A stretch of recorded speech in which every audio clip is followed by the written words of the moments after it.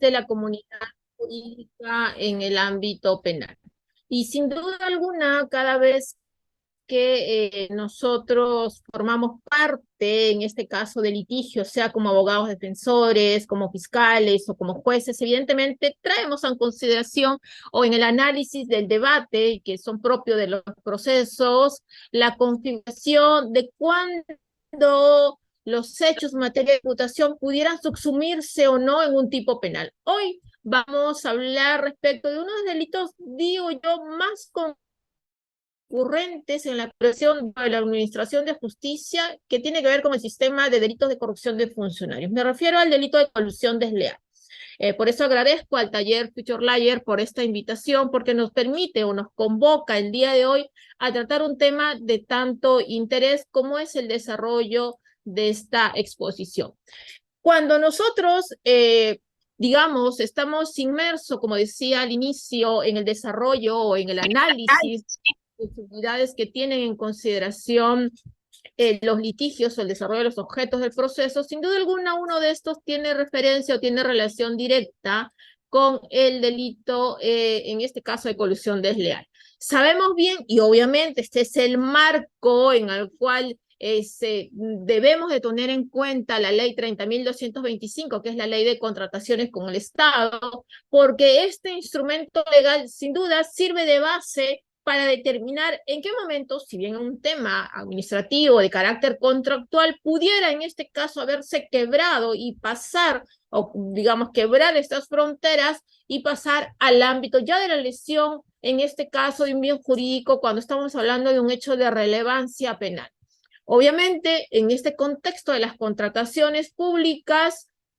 cobran vida en algunos casos los delitos de corrupción de funcionario. Y uno de estos delitos, como lo decía al inicio, dentro del marco de la contratación estatal, tiene referencia directa o incidencia directa en el delito de colusión tipificado en el artículo 384 del Código Penal peruano. Incluso, si nosotros revisamos los informes que se han emitido al respecto, entre ellos la emitida por la Defensoría del Pueblo, cuando hace este mapa de la corrupción,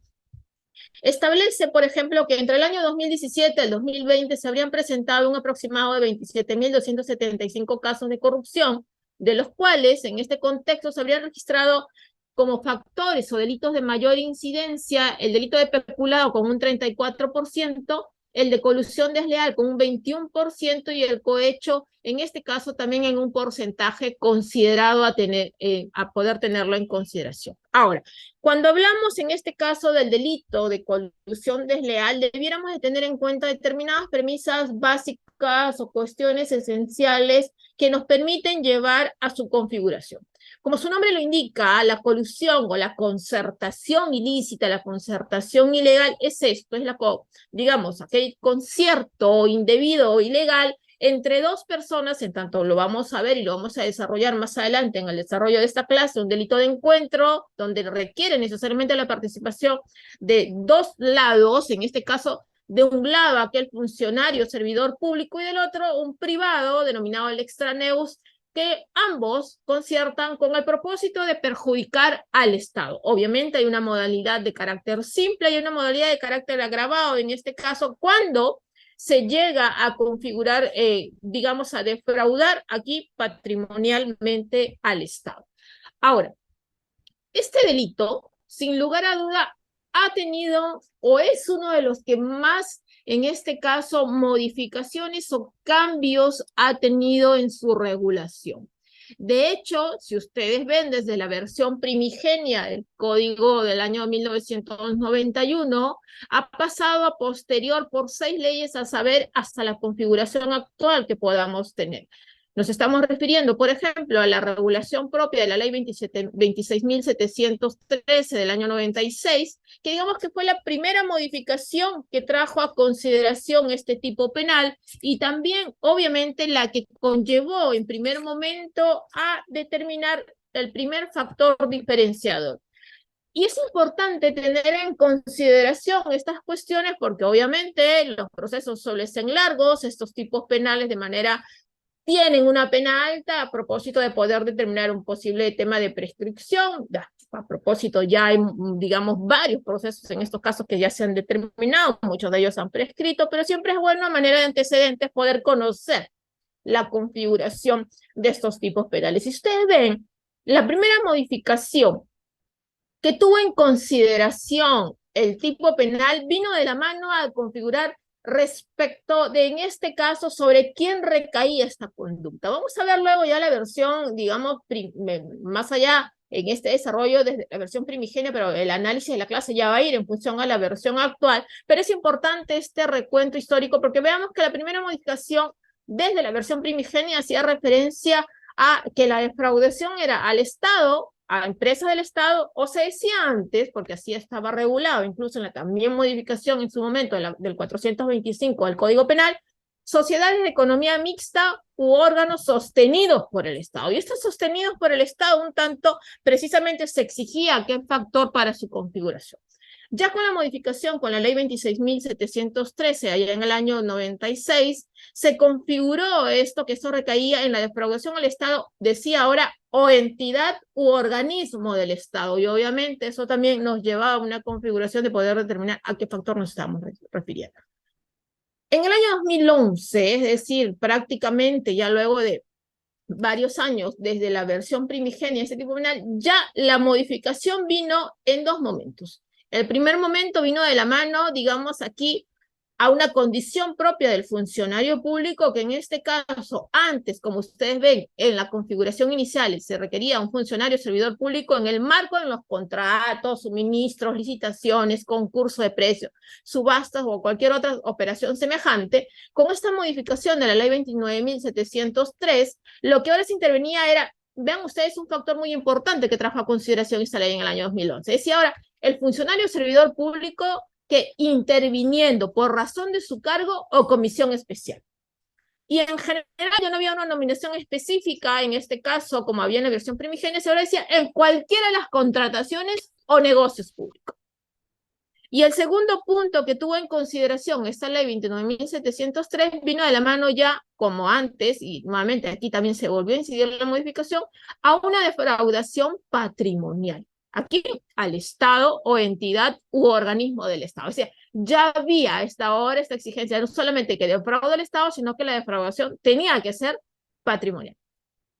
A posterior del mismo año, es decir, al mes siguiente, porque esta fue una ley bastante cuestionada en su momento, es decir, vean ustedes la diferencia entre las leyes solamente de un poco menos de un mes, o un poco más de un mes, se emitió la ley 29.758, ahora en julio del año 2011, en el cual ahora, respecto a la intervención, a la configuración, en este caso, a la manera de quién pudiera ser el sujeto activo, se hablaba ahora del funcionario servidor público que hubiera intervenido directa o indirectamente. Vean ustedes, ahora había esta doble configuración, antes solamente se hacía referencia al funcionario servidor público, se insistía nuevamente en el que interviene por razón de su cargo, y ahora se establecía algo muy puntual. Decía, en cualquiera de las etapas de las modalidades de adquisición, vean ustedes, ya va cambiando la nominación, o contratación pública de bienes, obras o servicios, concesiones a cualquier operación a cargo del Estado.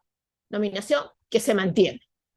Y en cuanto al tipo agravado, se hablaba nuevamente, pero en agravado aquí, defraudación patrimonial al Estado o entidad u organismo del Estado. Lo propio sucedió con la ley 30.111 allá en el año 2013,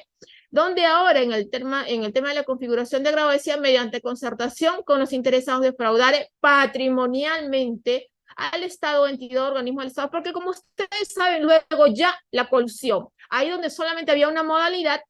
o termina hoy en día existiendo una modalidad simple y una modalidad agravada. ¿Eso a partir de qué momento se da? Se da precisamente a partir de la ley 29.758 de julio del año 2011. A partir de ese momento hablamos de colusión simple y de colusión agravada. Lo propio sucedió con el decreto legislativo 1243 y de la ley 31.000, en este caso 178. El decreto legislativo 1243, como ustedes recuerdan, es del año 2016 y la ley, en este caso la 31.178, es de abril del año 2021. Ahora, Hay otras cuestiones no menores, pero que es importante también saber. El criterio de las penas, en verdad, en este caso, de por demás, ha venido marcada entre 3 a 15 años. Las modificaciones que pueden haberse recibido, que pudieran haberse dado, venían de la mano ya cuando se empezó a configurar entre una colusión simple y una colusión agravada. De hecho, si ustedes ven con la ley 29.758 de julio del año 2011, cuando vemos que ya se marca esta diferencia, se dice colusión simple de 3 a 6 y agravada de 6 a 15 años de pena privativa de la libertad. Hay una cierta diferenciación terminológica entre la ley 29.758 y la 30.111 respecto al concertar y el concierta, ¿no? Cuestión que se repite hasta la versión que hay este día de hoy. De hecho, luego hay una referencia en la cuestión penológica a los días multa, en este caso, cuando, por ejemplo, en la ley 30.111 se hace referencia a esta sanción en la modalidad simple de 180 a 365 días de multa y la versión agravada 365 a 730, cuestión que por demás es también consignada en el decreto legislativo 1243 y en la ley 31.178. ¿Hay referencias a la inhabilitación? Sí. ¿A partir de qué momento? A partir del decreto legislativo 1243 de octubre del año 2016. Una cuestión final respecto a este, digamos, breve recuento que debemos de tener en consideración en la configuración de este tipo penal de colusión desleal es respecto al agravante. Sí, hay una modalidad agravante en este caso, es una modalidad que incluso le establece un plus en esta configuración a partir de la ley 31.178, que como ustedes recuerdan, establece que la pena será no menor de 15 ni mayor de 20, con inhabilitación a los que se refiere, en ese caso, los incisos 1, 2 y 8 del artículo 36, en este caso de naturaleza perpetua y con 365, 730 días multas en 3 supuestos. A saber, el primero, cuando el agente actúe, en este caso como integrante de una organización criminal, como una persona vinculada a esta o que actúe por encargo de una organización criminal.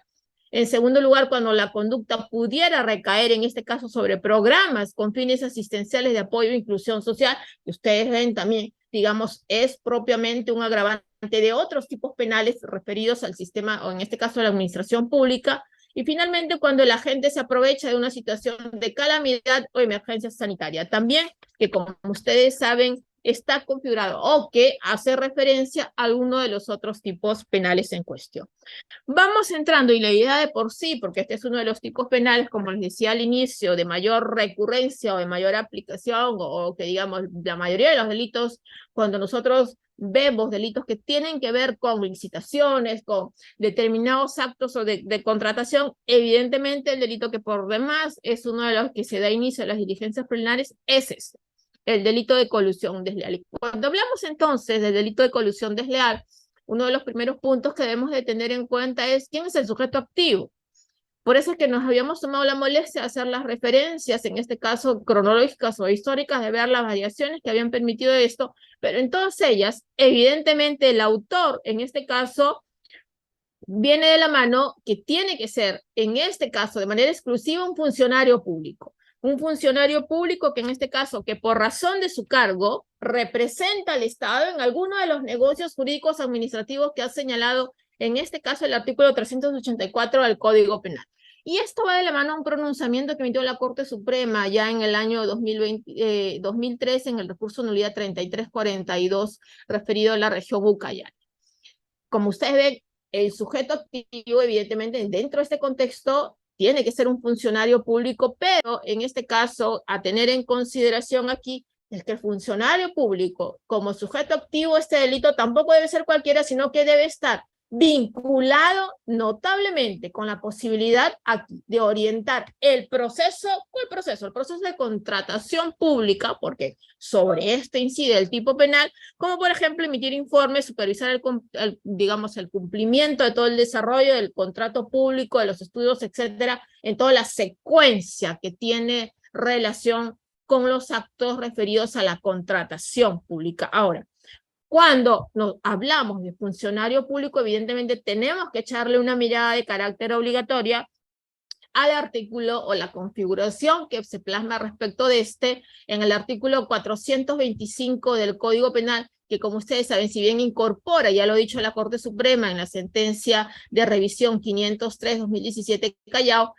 tiene una noción amplia, dice la Corte Suprema, de funcionario servidor público, no solamente comprende a los que integran la carrera administrativa, a los que desempeñan cargos políticos o de confianza, a los miembros de las Fuerzas Armadas, la Policía Nacional, sino también a los que con independencia, en este caso del régimen laboral, presten servicio en organismos públicos en general, incluidas, y esto acá lo menciona de esa manera, empresas públicas y sociedades de economía mixta y en su mérito ejercen funciones a ellas, y finalmente a los designados por autoridad competente para desempeñar actividades o funciones en nombre del Estado o al servicio del Estado o de sus entidades. Ahora, ese es el sujeto activo, pero este tipo penal, hacer un delito de encuentro, requiere la participación necesaria en este contexto también de otro personaje. Aquí vamos a ver a un tercero interesado. ¿Puede ser un tercero interesado el sujeto activo? Pues sí. Y aquí hay que tener en consideración aquí, como hablamos, para la configuración de este tipo penal, que estos son delitos denominados delitos de participación necesaria que exigen, y eso es lo que hay que entender, como se denominan delitos de encuentro, para que se configuren la presencia indispensable de dos sectores o dos intervinientes. De un lado, evidentemente, a quien acabamos de hacer mención, al funcionario público con deberes especiales, a quien se le denomina intraneus, y de otro, en este contexto, delito de encuentro, la participación del interesado, que se denomina extraneus, es decir, un sujeto sin deberes especiales, para el perfeccionamiento del delito, y evidentemente una de las modalidades o un ejemplo palpable en la cual podemos ver a ambos personajes es precisamente los delitos de colusión desleal, porque, como lo veníamos repitiendo y lo reconoce la Corte Suprema en la Casación 661-2016 Piura, es un delito de participación necesaria. Ahora, vayamos a ver otro de los elementos que hay que tener en consideración aquí, el sujeto pasivo. El sujeto pasivo, evidentemente, ya que estamos hablando de los delitos contra la administración, de forma general es el Estado, ¿no? ¿Por qué? Porque es en este quien deposita, como ustedes bien saben, su confianza en el funcionario para que lo represente, y en concreto se tiene en este contexto a las entidades y organismos públicos. Ahora, en el tema del bien jurídico penalmente protegido, sobre el delito de colusión desleal, lo cierto es que hay mucho desarrollo teórico, académico, es uno de los tipos penales que siempre es materia recurrente, como le bien decía, por tanto hay un desarrollo dogmático al respecto, hay un desarrollo jurisprudencial también. La Corte Suprema ha delimitado muy bien los alcances sustantivos y, por qué no decirlo, también de carácter procesal en la exigencia de la configuración o de carácter probatorio de sobremanera del delito de colusión desleal, pero en ese contexto evidentemente también hay ciertos pronunciamientos encontrados que pudieran ver. Uno de ellos tiene referencia con el bien jurídico penalmente protegido. Como dice el profesor Castillo Alba en este caso, ¿no? Cuando hace mención a lo que tiene referencia respecto al delito de colusión desleal, él hace referencia aquí que la sociedad, dice, cuenta con la expectativa, evidentemente, y eso lo sabemos todos, de que el funcionario no puede infringir, no pueda quebrar las reglas, las obligaciones o el deber que tiene para con su correcta actuación en el marco de los procesos, evidentemente, que le están confiados, en este caso, de contrataciones públicas, que pueda traer, evidentemente, a caso contrario del incumplimiento de esas funciones, un daño para el Estado. Ahora, lo que dice el profesor Castillo Alba en este caso es que más que la probidad de la actuación del funcionario, de lo que se trata de proteger, dice él, es una actuación del mismo conforme a los principios de legalidad dentro de la relación de la administración con terceros, específicamente en el marco de las contrataciones públicas. Y entonces aquí hay que tener en consideración algunos pronunciamientos, como le venía diciendo, que hacen referencia a esto. Uno de los primeros tiene relación con el recurso de nulidad 874-2018 Cañete, donde ha señalado que los delitos de colusión son dos los bienes jurídicos tutelados, o hace referencia mínimamente a eso. De un lado, la actuación conforme al deber que importa el cargo, que era lo que veníamos conversando hace unos minutos, y del otro, o de la mano de este, asegurar la imagen institucional, considerándose como sujetos activos de estos, evidentemente, a quienes ya estábamos haciendo referencia, al funcionario servidor público. Ahora, y la Corte Suprema en esta línea, evidentemente, ha tenido un pronunciamiento reciente también con la Casación 9/2018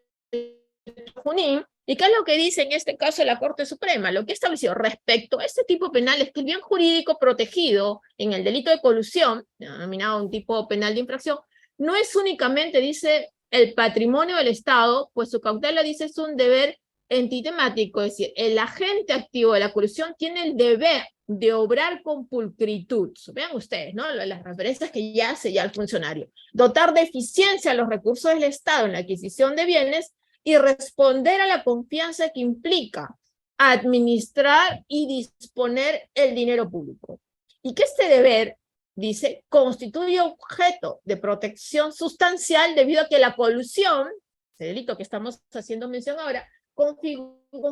se configura en un determinado contexto administrativo de compras estatales, evidentemente tiene relación con la adquisición, las adquisiciones que hace el Estado, y porque en el delito de colusión no se protege, dice, el patrimonio del Estado en un sentido económico, como un menoscabo cuantitativo en términos contables, es el término que utiliza en este caso la Corte Suprema, sino la asignación de los recursos públicos de manera eficiente y de manera funcional.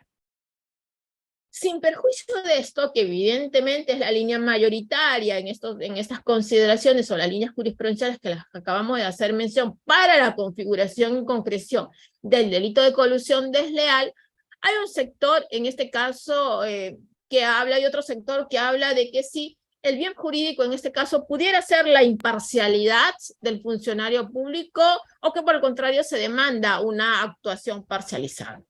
Por eso que se dice, refiriéndote a este último punto, al contrario del primero, que al menos por ahí no vamos en esa línea, es que el bien jurídico de este delito también pudiera ser entendido como el deber, o en este caso una actuación, que se demanda una actuación parcializada del funcionario público en el contexto de las contrataciones públicas.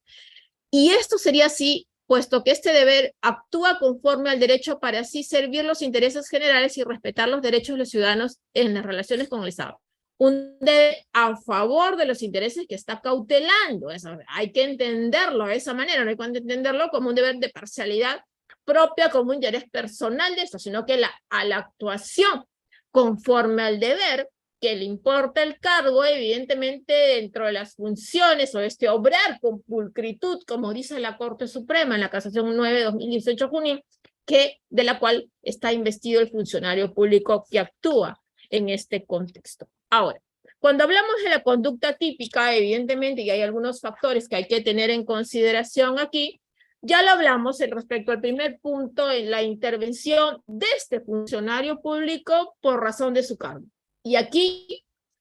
como lo decíamos, solamente pueden ser sujetos activos del mismo los funcionarios públicos que actúan en razón del cargo o por comisión especial. Tampoco es que pudiera ser cualquier funcionario público, sino aquel que actúa por razón del cargo o por comisión especial. ¿Y por qué? Por una sencilla razón, y es que este tipo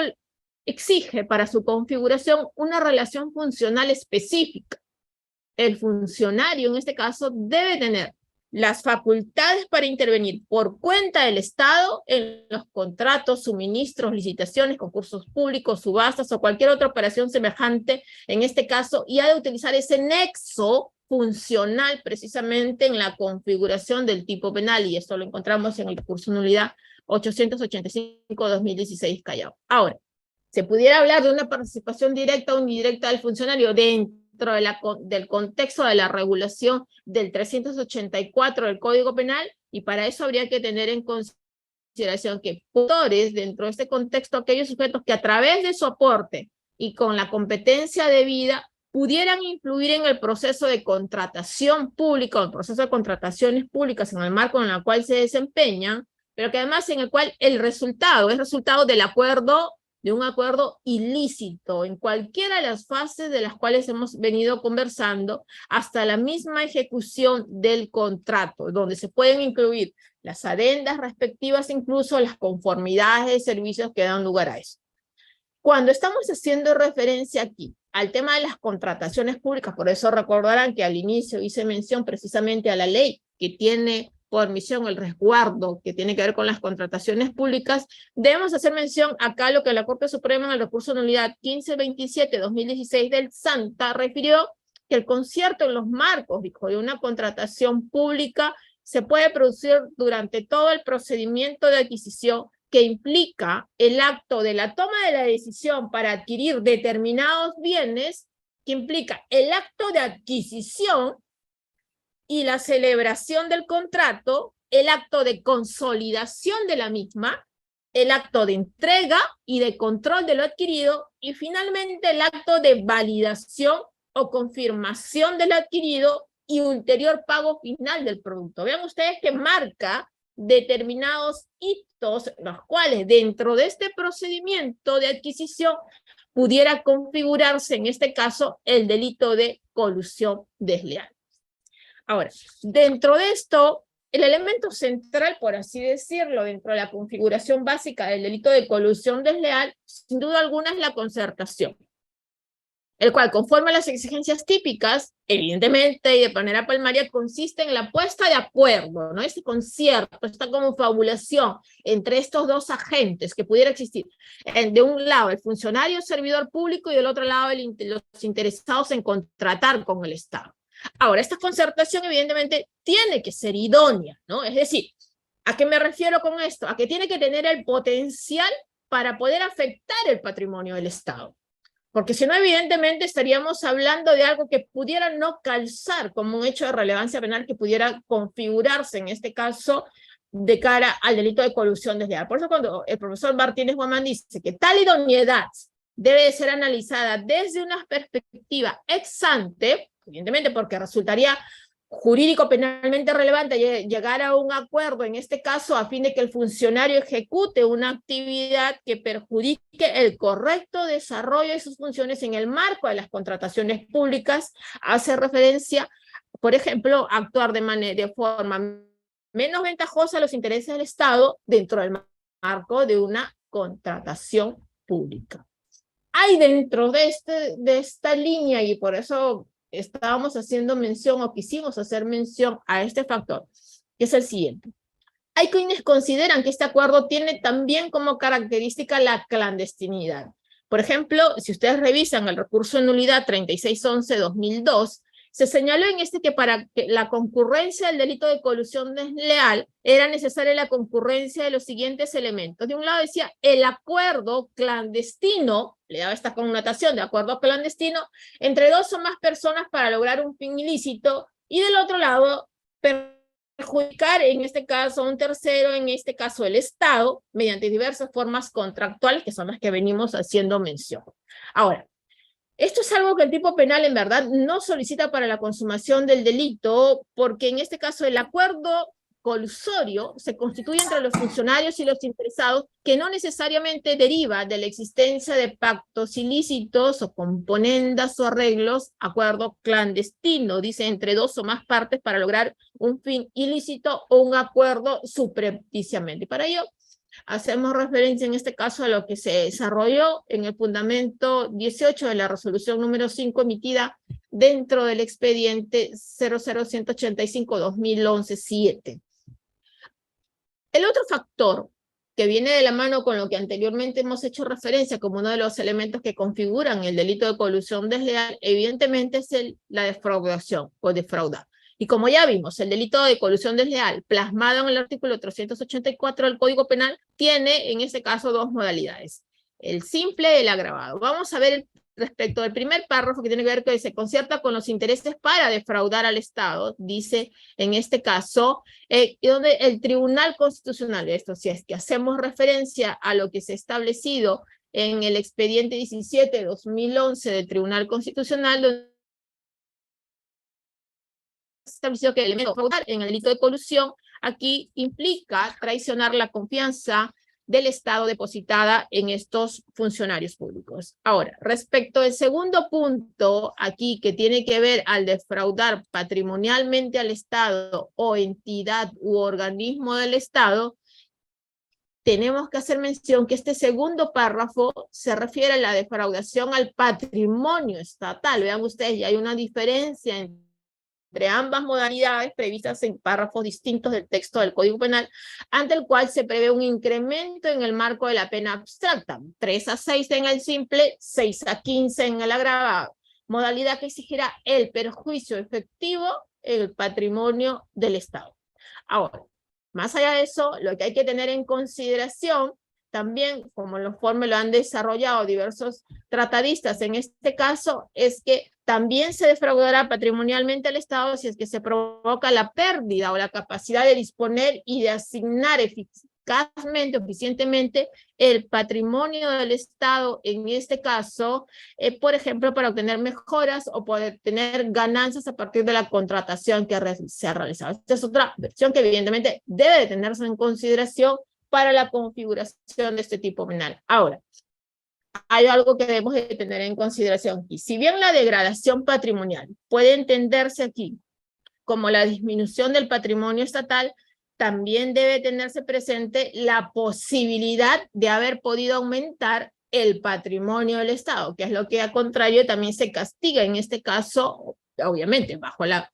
concreción o la determinación bajo elementos objetivos que pudieran haber llegado a esta conclusión y que pudiéramos estar ahí haciendo referencia a la configuración del tipo penal en este caso.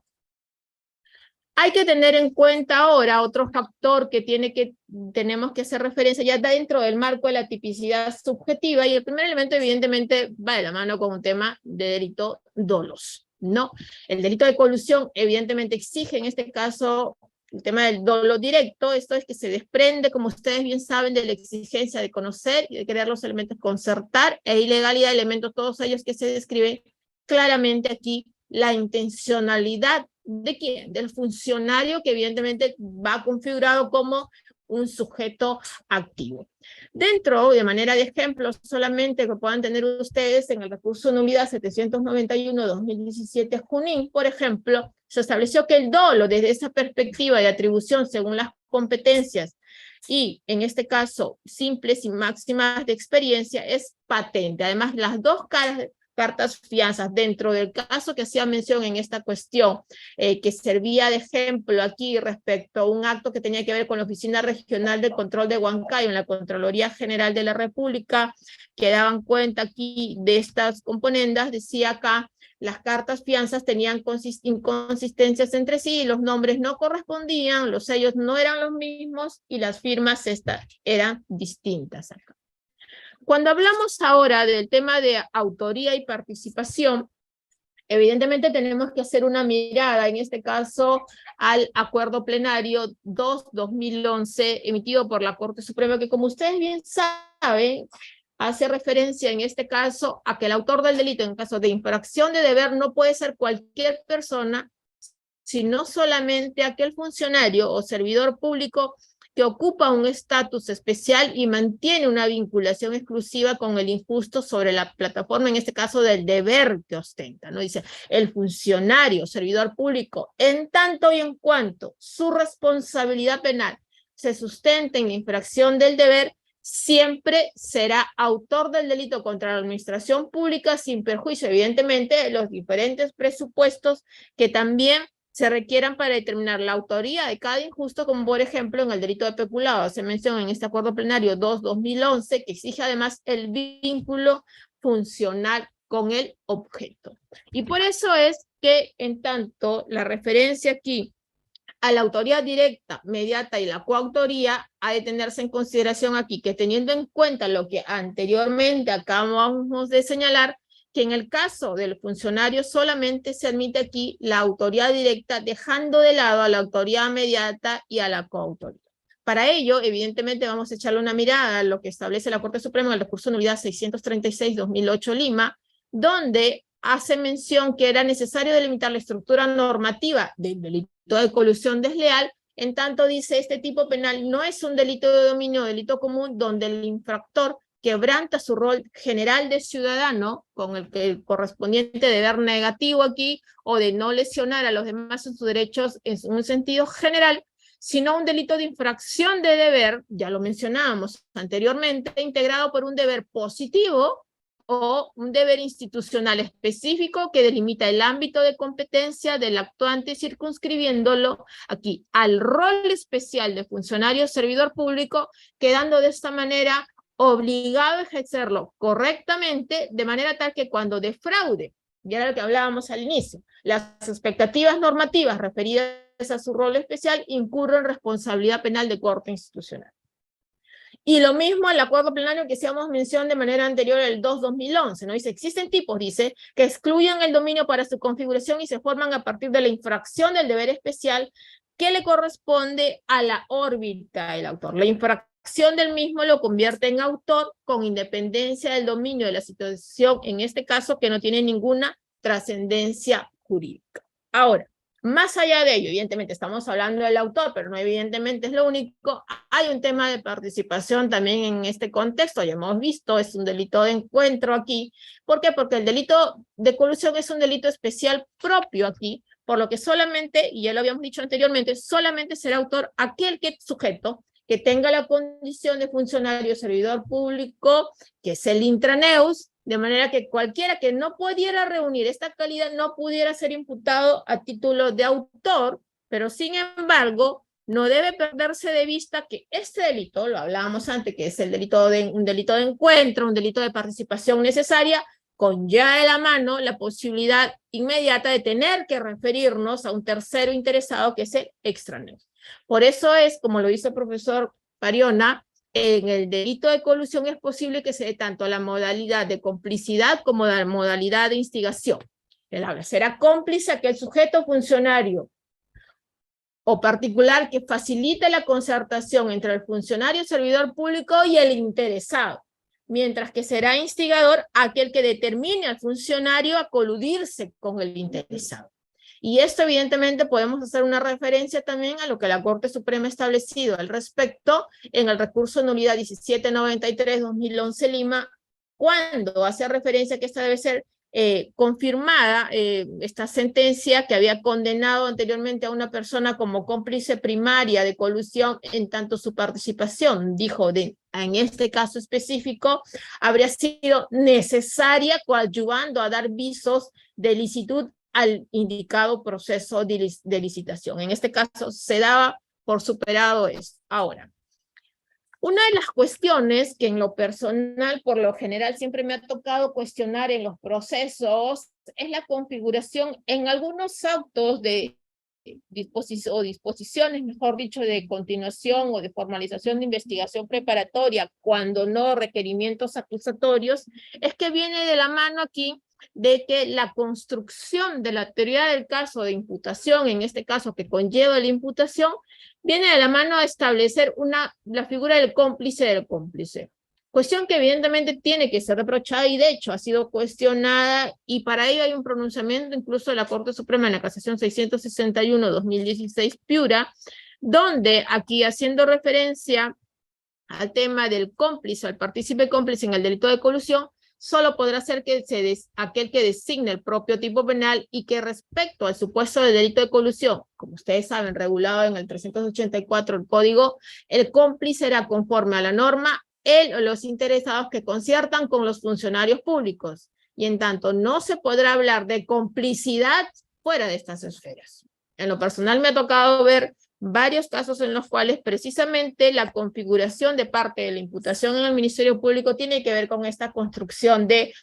cómplice que ayuda a otro cómplice para que se pudiera configurar el tipo. Evidentemente, esto no es posible porque está desbordando aquí esta posibilidad. Otra cuestión que aquí ha entrado bastante, digamos, en debates, si es que pudiera hablarse de la posibilidad de una tentativa en el delito de colusión desleal. Desde nuestro punto de vista, no. Hay autores, a quienes se respete evidentemente, que sí son de esta posibilidad de poder hablar de un tema de tentativa en el delito de colusión. En lo personal considero que no. Y hay que tener en consideración esto. La doctrina mayoritaria aquí señala dentro de este punto que el delito de colusión no es posible la tentativa. Insisto, hay quienes consideran, el sector mayoritario que sí, pero ¿por qué no? Porque debido a que el tipo penal establece como un hecho delictivo la concertación entre las partes para perjudicar el patrimonio estatal, con la cual la configuración se establece como un delito de actividad. Ahora,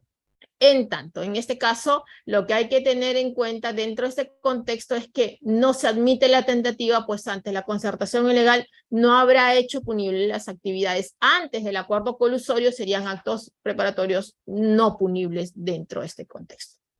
Vayamos cerrando este tema que tiene que ver con la consumación. Y aquí lo dijimos al inicio, estamos haciendo referencia a dos modalidades, la colusión simple y la colusión agravada. En el caso de la colusión simple, la consumación se va a dar con la concertación o este pacto colusorio para poder defraudar al Estado. No se exige en un resultado posterior, es decir, no se requiere para su consumación aquí el perjuicio real para el patrimonio estatal, ni que se hubiera realizado algún acto contractual entre el funcionario y el extranjero, y menos que se haya generado un beneficio para las partes. A contrario, en el caso de la colusión agravada, esta es la sancionada de 6 a 15 años, en el caso de la colusión agravada, se exige además de la concertación que se hubiera generado un perjuicio patrimonial efectivo en contra del Estado. Es decir, si la defraudación patrimonial no ha sido probada o atribuida a las partes que se han concertado, no se podrá configurar este tipo en su forma agravada, sino nos limitaríamos a hablar simplemente de una colusión simple. Y este criterio, evidentemente, como lo dice la Corte Suprema en la Casación 661-2016, dice lo siguiente: si la concertación es descubierta antes de que se defraudare patrimonialmente al Estado, estamos ante una colusión consumada, en este caso, pero por voluntad del legislador, será simple. En cambio, si la concertación es descubierta luego que se causó el perjuicio patrimonial efectivo al Estado, estaremos entonces a una colusión consumada, pero por voluntad del legislador será agravada. Vean ustedes las diferencias en este contexto y entonces hablamos de dos cuestiones aparte. Vamos a ir centrándonos dentro del tiempo y ya está por vencerse de la colusión agravada. Este delito de colusión agravada, que es un delito de resultado de lesión y además de infracción del deber como componente del dominio, exige, dice la Corte Suprema en la Casación 526-2022 de la Corte Suprema acá, exige la defraudación patrimonial del Estado mediante la concertación del funcionario público con los interesados, y que esa concertación es un acto previo con cuya ejecución se produce la defraudación patrimonial al Estado, lo que tiene lugar en un momento en el que el funcionario público, por razón de su cargo, no olviden este componente además, toma una decisión en el contexto negacional que resulta perjudicial al Estado.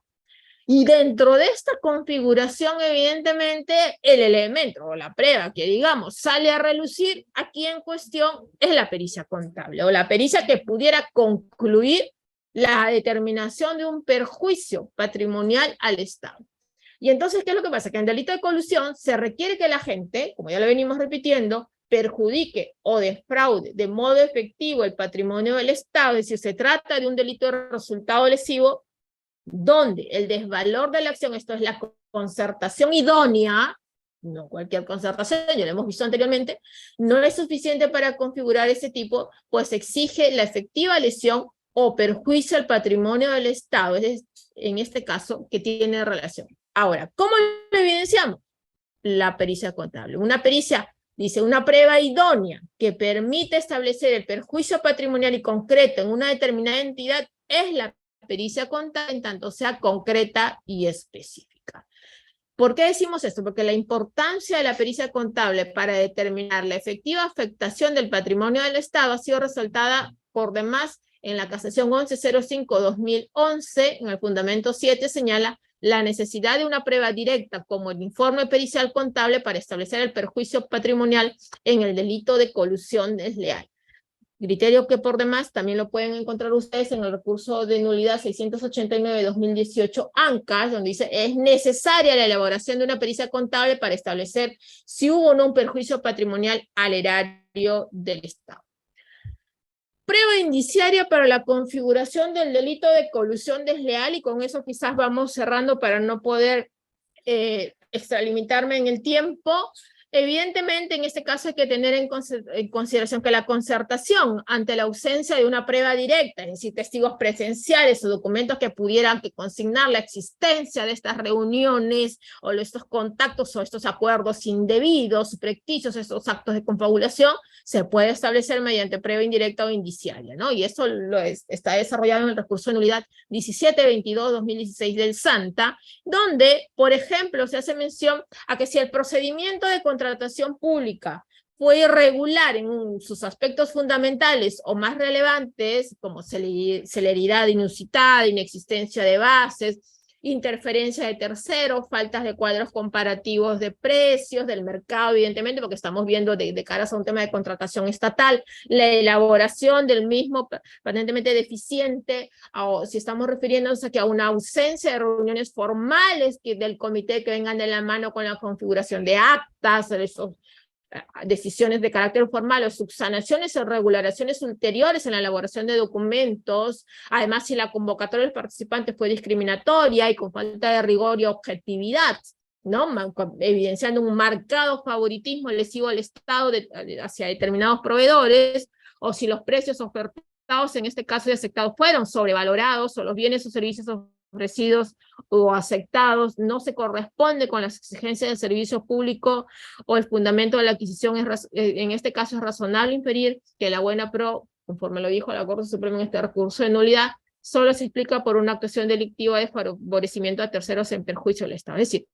¿qué es lo que se dijo, por ejemplo, también de la mano de esto en el recurso de nulidad 367-2018 del SANTA? Que las irregularidades en cualquier contratación pública o errores en procedimientos administrativos, si bien por sí mismos y apreciados individualmente, carecen de relevancia penal, valorados en conjunto, bajo las reglas de la sana crítica y en atención a los medios probatorios, pueden constituir indicios que sirven como base a la prueba indiciaria en torno a la responsabilidad que tenga que ver aquí para el tema de la colusión desleal. La Corte Suprema ha establecido en este sentido, en el recurso de nulidad 1832-2016 Apurima, que debe considerarse que por sus características resulta complicado la flagrancia en la comisión de este delito, evidentemente porque el acuerdo colusorio suele arribarse en un entorno clandestino, que es lo que este criterio que anteriormente estábamos mencionando, pero es referido en este pronunciamiento de la Corte Suprema. Sin embargo, dice ello, no es óbice para que judicialmente se establezca su acreditación a través de la prueba indiciaria, que es la que configura en este caso esta cuestión. He llegado a las 7, no quiero extralimitarme en el tiempo, ya quedaría sujeta en todo caso a si hay alguna pregunta o alguna duda que puedan ver o algún comentario, y si no, les agradezco como siempre la invitación. Insisto, es uno de los temas que por lo general tiene bastante discusión en el ámbito no solamente sustantivo, sino también dentro del ámbito procesal, porque hay cuestiones procesales. De hecho, les comento que, por ejemplo, nosotros esta semana estamos litigando un caso que tiene que ver con un requerimiento de prisión preventiva precisamente por colusión desleal durante una investigación que ha durado más de 3 años, y evidentemente en este caso no hay pericia, ni siquiera hay peritos, y simplemente la Fiscalía luego de 3 años sin esto pretende mantener en prisión, dentro de la configuración de este delito de colusión desleal, ni siquiera haber ordenado una pericia contable. Así que les agradezco mucho por la invitación y estoy atenta si hubiera alguna pregunta, y si no, muchísimas gracias por la invitación, así que quedo atenta a lo que me puedan comentar.